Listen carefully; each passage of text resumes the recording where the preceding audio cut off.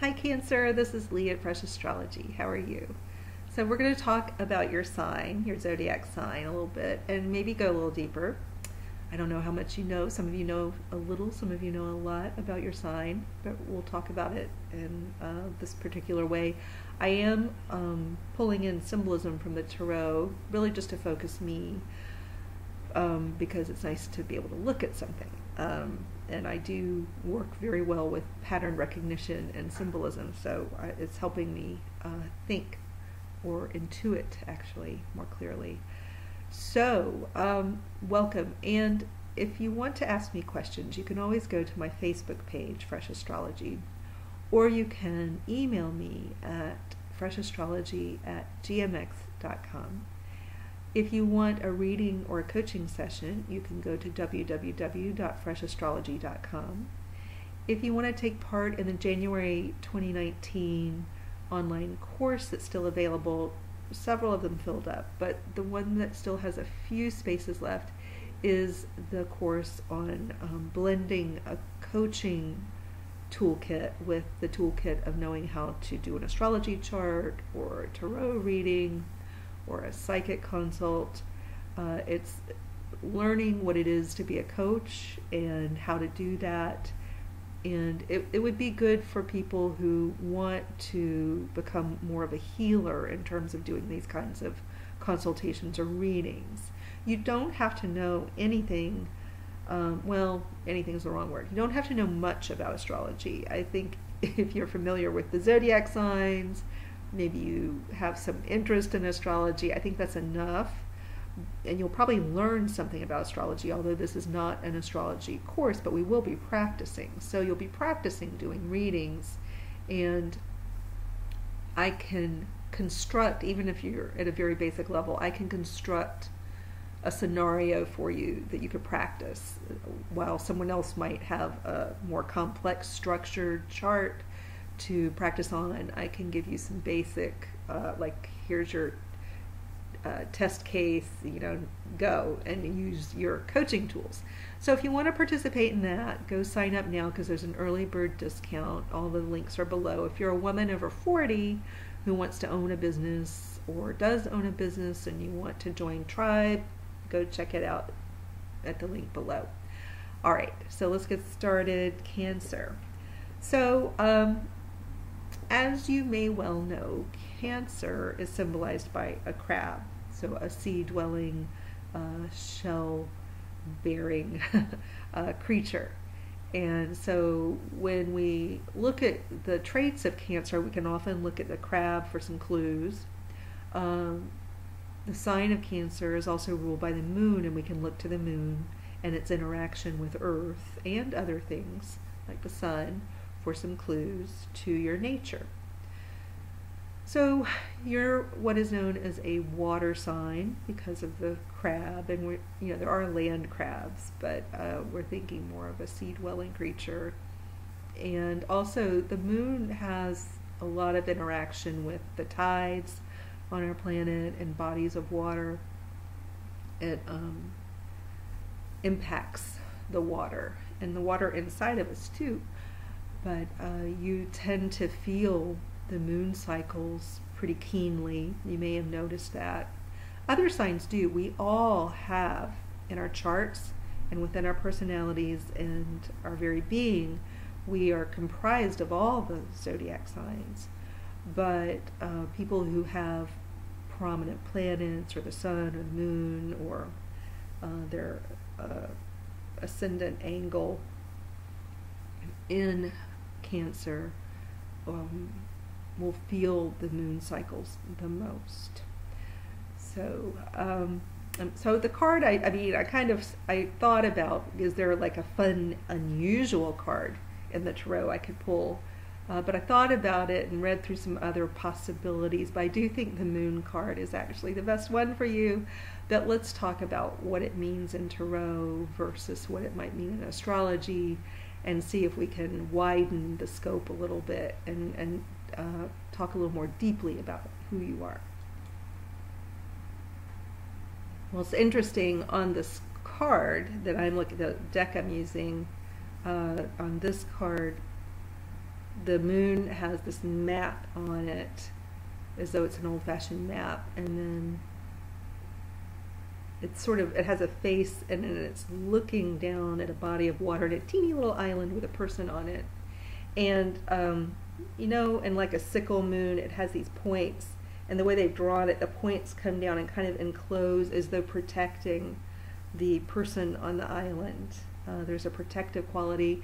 And with Cancer, you do see that Cancers can be quite protective. They can protect their families, and they can protect others.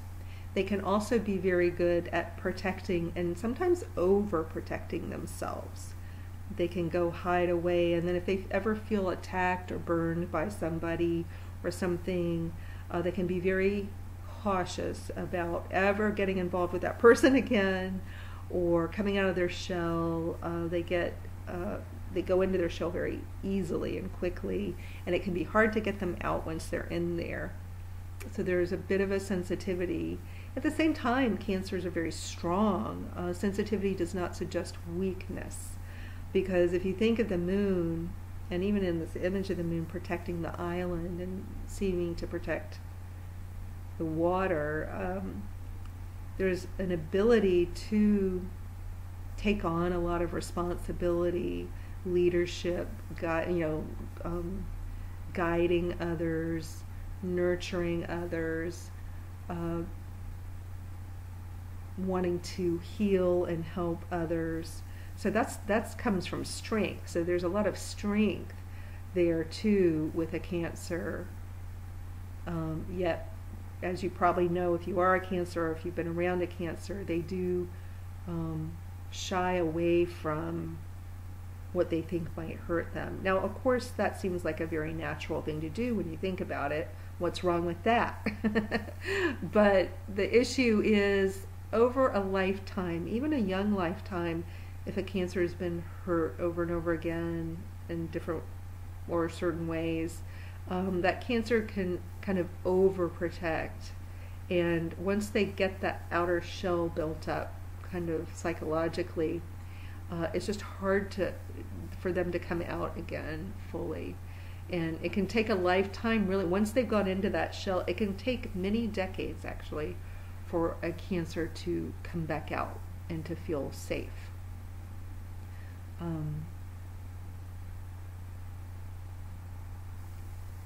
I'm just looking at the map. I'm thinking about what the map symbolism could mean. Most Cancers I know do not have a great sense of direction, so I think it's funny that there's a map. I'm trying to think what else it could mean. I think it speaks to an internal ability, an internal guidance system. And when I have a son who's a Cancer, and so I know he's always had this really strong internal guidance system of just knowing.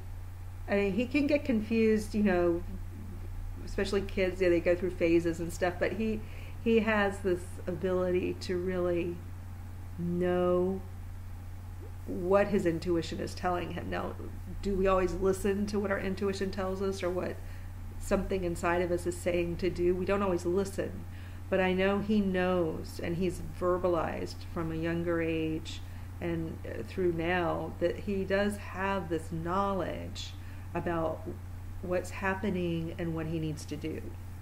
And I think that's very Cancerian. I mean, we all have this ability to a degree, but I think Cancer has this very strong knowledge of the situation kind of intuitively, and the people around them intuitively, the motives of others intuitively. They just kind of know. It doesn't always mean they're right about everything. I don't mean to assign like a godlike knowledge to Cancer, but they do have these strong internal guidance systems. And so I think the map I see on this moon is about their ability to find their way if they're listening to the right things and following the right instructions. They're honoring that and can identify where the true good knowledge, good intuition is coming from, and then follow up on that. I think that they can really find their way. And in many cases, if they are in a place of leadership, whether they're parents or leaders in a company, they have an ability to intuit their way forward. It comes less from the head, not really from the head at all, but more, not even the heart region, it's more their solar plexus region and kind of that gut instinct. They're really good at that, and they are associated with the gut and the stomach. So that is where their strength is. So something we've been talking about with other signs is, what are cancer? Why do we have cancers? Why do we have the sign of, what is their importance? And how can they help us, the non-cancers? What are they here to do? They've got a special contribution. So what is it? Well, typically we talk about, they're very nurturing and they are. but our true gift that we have to give is usually the thing that we're not good at, but we somehow overcome it or learn to master it. And I think the Cancer who can forgive, and the Cancer who can find courage, usually to forgive and to trust, where they've been hurt, where they can find trust, where they've been burned, they can find forgiveness, when they can trust and forgive again,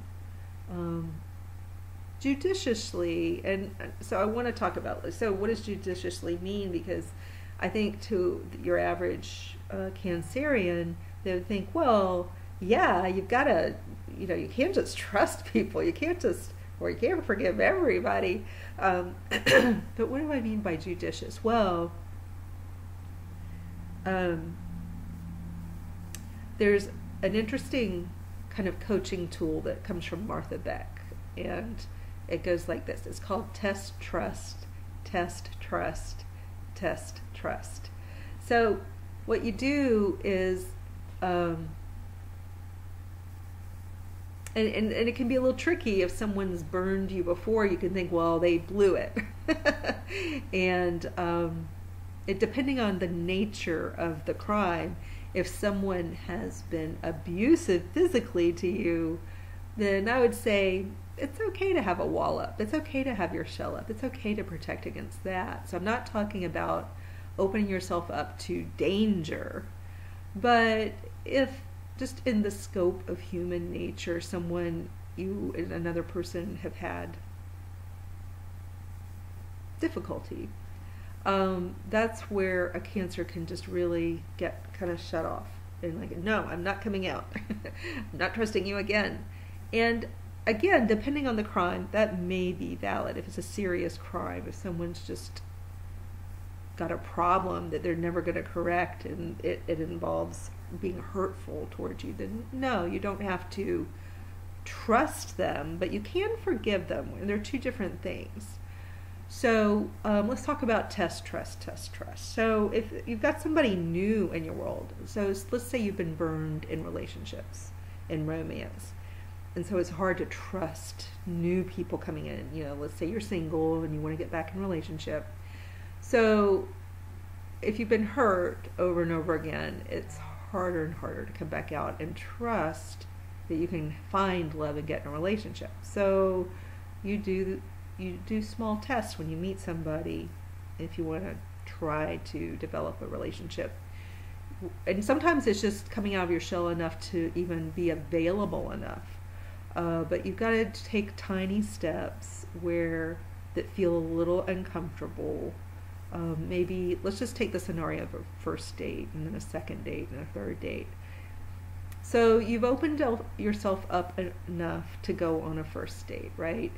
And that's a test. When you go on that first date, it's a test. It definitely is a test for both people to see, are you compatible? Is this person a crazy person?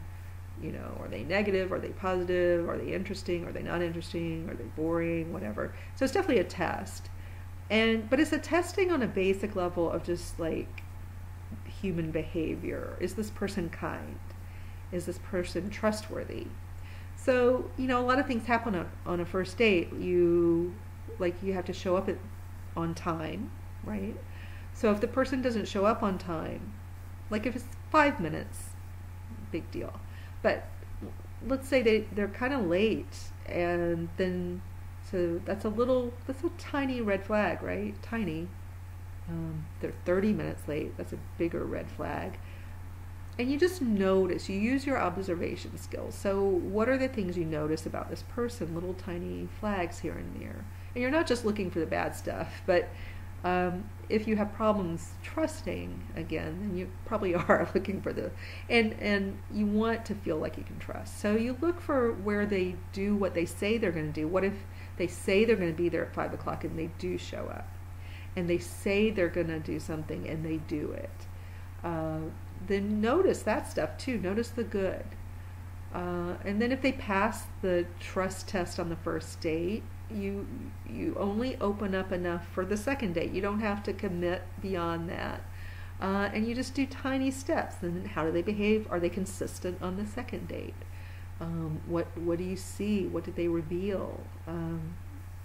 And you just take it one tiny step at a time. But that's one way for a Cancer to try to move back into life again after being hurt. But I think the bigger thing that a Cancer is here to do and to learn how to do is to forgive. So forgiveness is different than trust. You don't have to trust somebody. And there's some people who are just untrustworthy. You don't have to trust untrustworthy people, but you can forgive.